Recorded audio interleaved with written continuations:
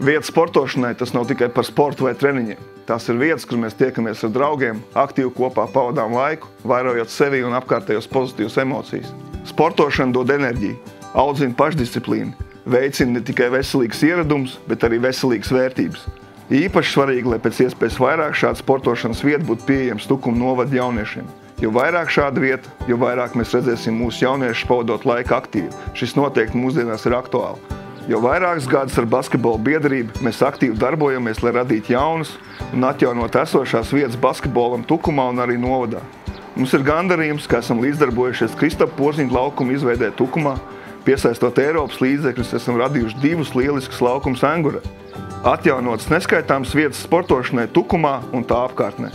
Jau šobrīd ar domu biedriem un pašvaldības atbalstu turpinām darboties, lai šādas vietas novadā paliek arvien vairāk.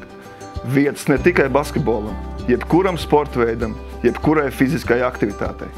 Tāpēc es pievienojos darītāju sarakstam, jo pazīstu sevi un zinu, ka ar šo komandu mēs spēsim paveikt reālus darbus.